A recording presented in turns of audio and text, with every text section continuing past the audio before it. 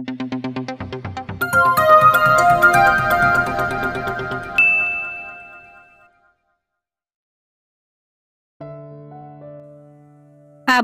ang hingal ni Maureen, subalit patuloy siya sa mabilis na pagtakbo. Kailangan makaluyo siya, anumang sandali maari siyang abutan ng mga humahabol. Kailangan niyang makapasok sa gubat, kahit papaano ay mahihirapan ng mga ito na abutan siya. Ay! Hiyaw niya sabay ng pagbagsak, nasabit ang mga paa niya sa isang ugat ng punong kahoy na nakaharang at bumagsak siya sa lupa. Oh! Impit niyang daing. Pagkatapos ay nilingon niya ang pinanggalingan. Naririnig niya ang mga yabag ng kabayo na papalapit. Mabilis siyang muling tumayo at tumakbo sa kakahuyan kahit napaika-ika. Napatingala sa langit ang dalaga na natatakpan ng nagtatayugang puno at makakapal na sanga. Malapit nang dumilim. Umusyal siya ng panalangin na sana'y gumabi na upang maging kanlungan niya ang dilim ng gabi. Sa lupaing ito siya ipinanganak at pag-aari niya ang lupaing tinatakbot dapat ay kabisado niya ang gubat. Subalit hindi gayon. Minsan man sa buong kabataan niya hindi tumuntong ang mga paa niya sa bahaging iyon ng lupain. At ngayon, hindi niya alam kung saan siya patungo at kung anong tinatalunton ng mga paa niyang napapagod na sa mahabang pagtakbo. Kailangan patuloy siyang tumakbo upang hindi abutan ng dalawang nakakabayong humahabol sa kanya. Kapag inabutan siya ng mga ito, hindi na niya makikita pa ang tuluyang paglubog ng araw. Hindi niya alintan ang mga dawag at tinik na sumusugat sa kanyang mga binti at baraso. Ganon din ang makakapal na sanga ng punong humahampas sa mukha niya. Palapit ng palapit ang mga yabag ng mga kabayo at pagod na siya. Gusto na niya sumuko sa hirap, subalit buhay niyang nakataya sa mga sandaling iyon. Sandaling huminto sa pagtakbo ang dalaga nang may maulinigan sa may unahan niya. Ugong na sasakyan, bulalas niya, highway ang nasa kabilang yun ng gubat. Nabuhayan ng pag-asa ang dalaga at inubos ang lahat ng lakas upang bilisan ang pagtakbo. Mula sa makapal na gubat na pag-aari niya tumuntong ang mga paa niya sa sementadong kalye. Natanaw niya ang parating na sasakyan at tinaas niyang dalawang kamay at iwan na siwas upang hintuan siya. Subalit ni hindi nagmenor. Ang nagmamaneho nito tuloy siyang nilampasan sa panlulumo ng dalaga. Muling nilingon ng pinanggalingang gubat. Anumang sandali makakaharap niya ang mga humahabol sa kanya at walang tutulong sa kanya sa bahagi ito ng daan at gubat. Muli niyang kinawayan ang isang sasakyan, subalit iyon man ay hindi rin siya pinansin. Sinong hihinto si isang babaeng sabog ang buhok at pulos-putik ang damit at sugat ng mga katawan sa ilang na lugar at hindi mataong highway. Isang paraan na lang ang naiisip niya. Total, kung aabutan siya ng mga humahabol, ay mamamatay rin siya. Mabuti na ang magbaka sakali. Nang muli niyang matanawa ng headlights ng isang paparating na sasakyan ay pumagit na sakali ang dalaga. Titiyakin niyang hihintuan siya ng kung sino man ang driver noon. Renzo, may babaeng nasa gitna ng daan at pinapara tayo. Napakapit sa dashboard ng kotseng babae. Baka masagasaan mo, Renzo. Nagmura ang lalaki at kinabigang manibala. Sa kanan subalit pumaroon din si Maureen.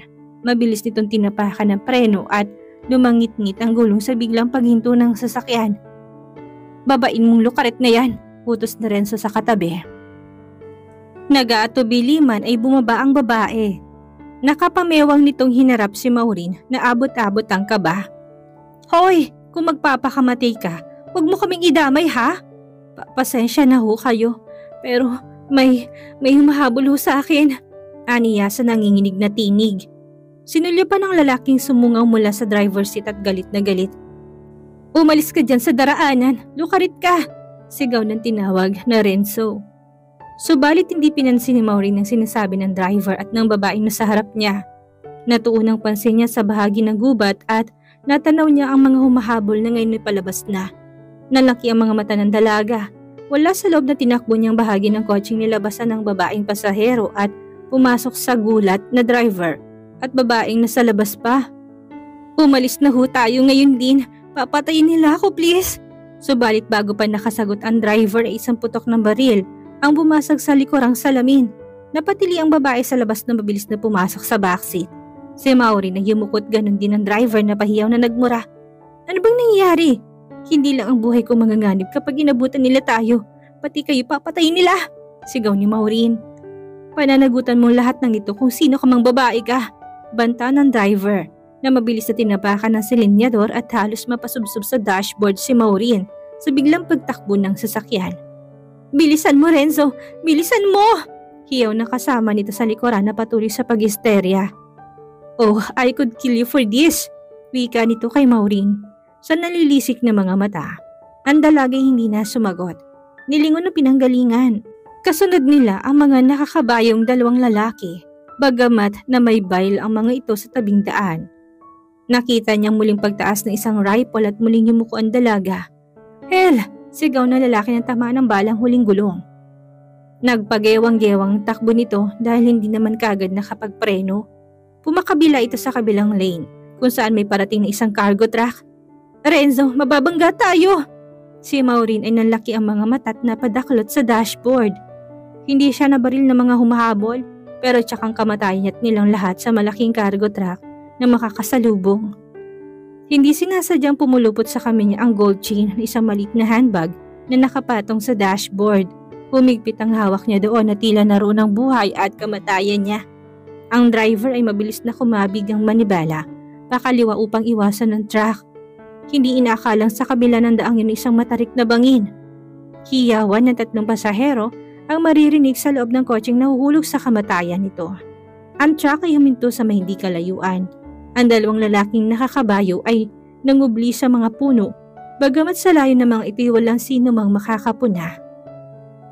Ilang sandali pa ay isang pagsabog ang maririnig at pagsiklab ng apoy mula sa ilalim ng bangin.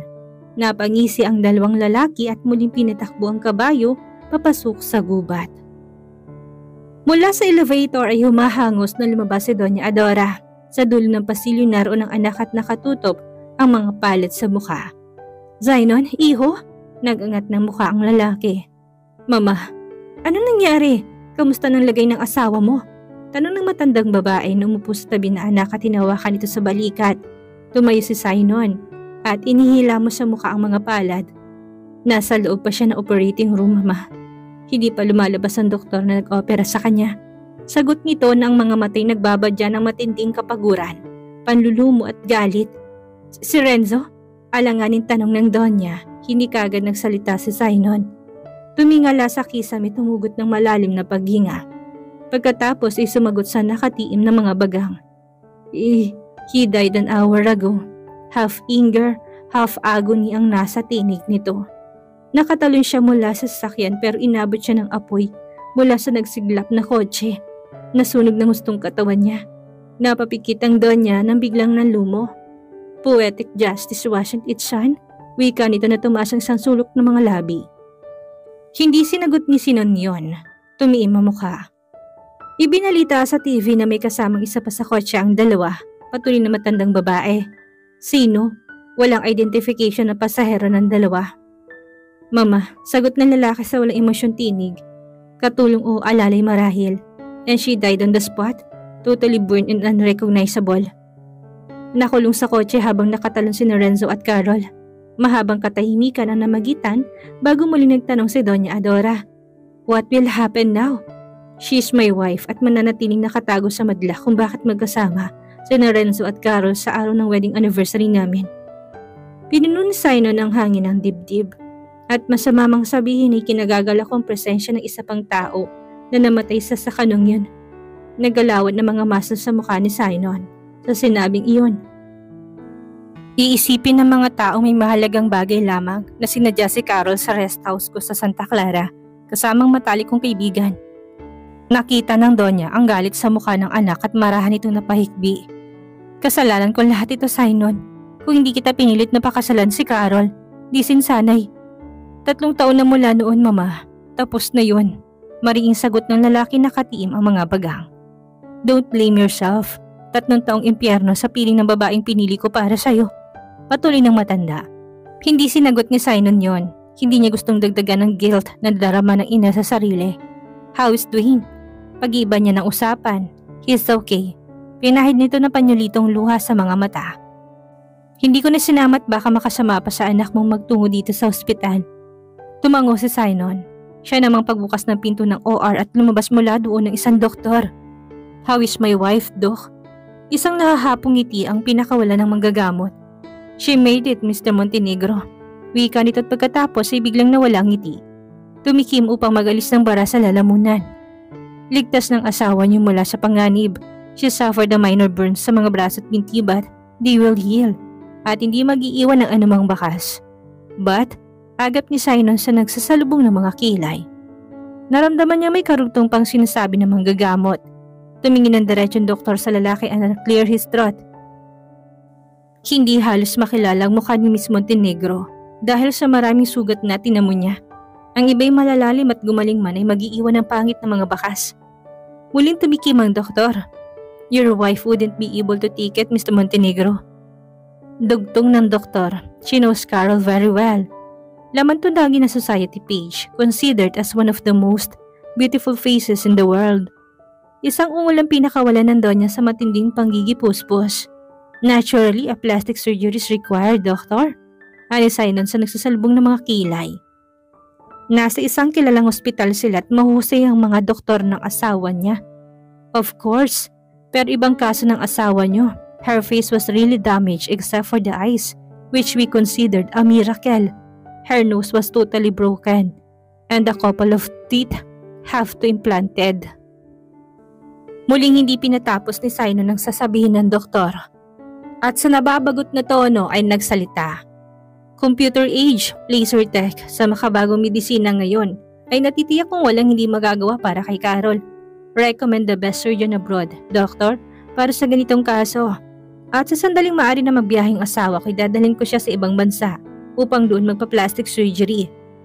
Tumango-tango ang doktor. Kilala nitong mga Montenegro bilang may kayang pamilya. "Very well, Mr. Montenegro.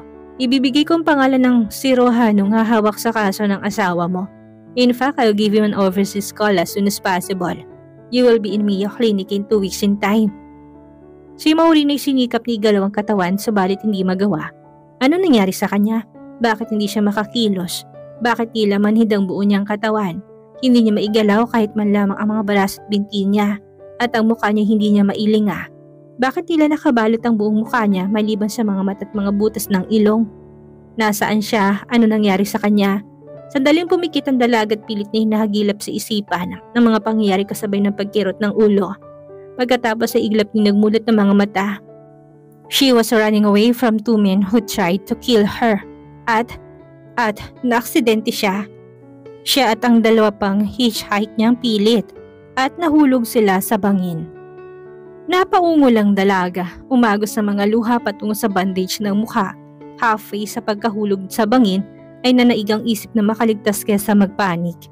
Binuksan niyang pinto sa tabi niya at tumalon. Subalit matarik ang bangin at wala siyang makapitan. Gumulong siya pa ibabat ang mukha niya, hindi ilang beses natusok sa mga nabaling maliliit na kahoy na daanan ng sasakyan. Ang matutulis na mga kahoy na humihiwa at tumutusok sa mukha niya ay sapat na upang mawalan siya ng ulirat sa matinding sakit at sindak. But she didn't want to die. Ang sunod niyang namalayan ay ang malakas na pagsabog ng sasakyan sa ibabat ang pagsiklab ng apoy paitaas. She remembered the heat from the blazing inferno that almost reached her and burned her. She remembered the shock, the pain, at mamatinding hapding nararamdaman niya sa mukha at katawan. And when she thought of dying, ang kadena ng bag na nakapulupot sa braso niya sumabit sa naputol na maliit na mga punong yon. Doon siya nakakita ng pag-asa at mahigpit na ikinapit ang sugatang braso sa matalim na kahoy. It was her lifeline and held on. Pagkatapos noon ay hindi na niya alam ang sumunod na mga nangyari. And oh dear Lord, buhay pa siya. Ano nangyari sa mga strangherong kasama niya? Did they survive too? Nagpakawala si Maureen ng marahang paghikbi. Paghikbing agad na pahinto nang biglang bumukas ang pinto sa harap niya. Hindi niya maigalaw ang mukatiis ang direksyon ng focus ng mga mata niya. Sa puting kisame, niyuko niya ng bagong dating. "Gising ka na?" Ang malalim at palalaking boses. "Kamusta ang pakaramdam mo, Carol?" "Carol?" Nasa kaliwang tagiliran ni Maureen ang panauhin at sinikap niyang ikiling ang ulo patungo dito. Pero hindi siya makagalaw. Ibinukan niyang pilit ang bibig upang magsalita at sabihing Maureen ang pangalan niya. Maureen Mauricio. Pero sa halip na tinig ay ungulang lumabas sa bibig niya. "Don't try to talk. Everything will be alright." Magpasalamat ka at nabuhay ka sa aksidenteng yun. Sa kabila ng kalagayan ay nahihimigan ni Maureen ang kawalan ng simpatsya sa tinig ng panauhin. She could even hint at trace of hatred. Uy, aniya nang muli siyang magsikap magsalita upang sabihin ditong hindi siya si Carol, kundi si Maureen. Nakita niyang tumuwid ng tayo ang bisita niya. Renzo didn't make it, Carol. Wika nito, gritting his teeth. Tulad mo'y nakatalon din siya sa sasakyan at nadala pa dito sa ospital, but died after an hour. Patuloy ni Sinon at muling napaungol si Maureen sa panlulumo. Nadami ang lalaki yon sa pagsisikap niyang makaligtas. Kasalanan niya kung bakit ito namatay. Si Sinon ay tumalim ang mga mata sa sindak na nakita sa mga mata niya. And the woman who was with you in the car didn't make it too. Nakulong siya sa kotseng sumabog. Patuloy nito, nagsikip ang dibdib ni Maureen sa narinig. Ang magandang babae hindi nakaligtas. Siya ang may kasalanan sa pagkamatay ng magandang babae. Paano dadalhin ng konsensya niya yun? Paano niya ipapaliwanag sa pamilya nito na siya ang dahilan kung bakit sila na-aksidente? Naku, hindi dahil sa pagtakas niya sa mga nagtangkang pumatay sa kanya'y buhay pa dapat ang babae at ang nangangalang Renzo. Nang muling titigan ni Sinon ang dalagi puno ng luhang mga mata niya, her body was shaking. Naningkit ang mga mata ng lalaki. Ipagpasalamat mong nabuhay ka, Carol, paismiti daw sabi. At ipagpasalamat mo rin may third party sa loob ng sasakyan. Nakaligtas tayong dalawa sa malaking iskandalo. Renzo, Carol, Lord, napagkamalan ako ng taong ito. Bakit? Paano nangyari yun? No. Her voice croaked sa pagsisikap niyang itangging hindi siya si Carol. Don't try to talk. Pigil ni Sinon sa pagsisikap niyang magsalita. At gusto ko lang ipaalam sa yung 4 na araw ka na rito sa ospital. At sa susunod na linggo'y aalis tayong dalawa patungong Amerika. Muling umungol ang dalaga at pilit na umiiling. Her head moved a fraction. Hindi siya si Carol. Hindi niya kailangan sumama sa kung sino mang lalaking ito patungo sa ibang bansa. Kailangang malaman ng papa niya na narito siya sa ospital. At kailangang mai-report niya sa mga pulis ang nagtangkang pumatay sa kanya. Sa mata ng lahat ay mag-asawa tayo. At inaasahan ng lahat na gagawin kong katungkulan ko sa iyo. Bilang mabuting asawa, patuloy ni Sinon sa controlled anger. Mag-asawa at katungkulan kong samahan ka sa pagpapasailalim mo sa plastic surgery. Patuloy ng lalaki. Kailangan mo yon dahil napinsala ng gustong magandang mukha mo. Sa kabila ng panggigilalas niya hindi na ikaila ni Maureen ang sarcasm sa tinig ng lalaki. Lalo na sa huling sinabi, siyang pagpasok ng nurse na may dalang herengilia. Good morning, Mr. Montenegro. Nakangiting bati nito kay Sinon na banayad na tumangot muling nilingon si Maureen. Aalis na ako, Carol. I'll be back tomorrow. Pagkatapos ay humakbang palabas. Ang nurse iniyo ko si Maureen na kumurap ang mga mata. Oh, gising na palang pasyente ko. Wika nitong lumapit sa may puno ng dextrose at doon tinurok ang dalang syringe. How are you, Mrs. Montenegro? Mrs. Montenegro? Muling napaungol si Maureen. Mula pa kanina wala siyang ginawa kundi ang ulitin sa isip ang sinasabi ng mga taong ito. Ayan, medyo masakit lang antibiotic na to, Mrs. Montenegro. Patuloy ng nurse. Alam niyo bang hindi kayo halos makilala nang dalhin kayo dito sa ospital? Malalim ang mga sugat niyo sa mukha but don't worry. Narinig kong dadalhin kayo ng gwapo niyang asawa sa Amerika upang magpa-plastic surgery at babalik ulit sa dating mukha niyo. Pagkatapos ng injection ay muling lumabas ang nurse. Naiwang nag-iisip si Maureen. Ang lalaking bisita niya ay asawa ng babaeng namatay sa aksidente. Pero sino ang lalaking kasama nitong namatay? Renzo? Yun ang natatandaan niyang pangalan sinabi ng lalaking tinawag ni Mr. Montenegro. Oo, siya inakalang asawa nito na nakaligtas at dadalhin siya sa ibang bansa upang magpa-plastic surgery. Plastic surgery? Muling umikot ang isip ng dalaga. Plastic surgery. Sa kabila ng kaguluhan ng isip ay pilit na nagsusumiksik ang salitang iyon. Eto bang himalang hinihintay niya? Nahahapong pumikit si Maureen. Gusto niyang makatulog ulit subalit sa pagod na naisip ay nagsiksik na pilit ang nakaraan. At dito na po nagtatapos ang unang kabanata ng ating kwento at sanay muli niyo po akong samahan sa mga susunod pang kabanata. Maraming salamat po at ingat po tayong lahat.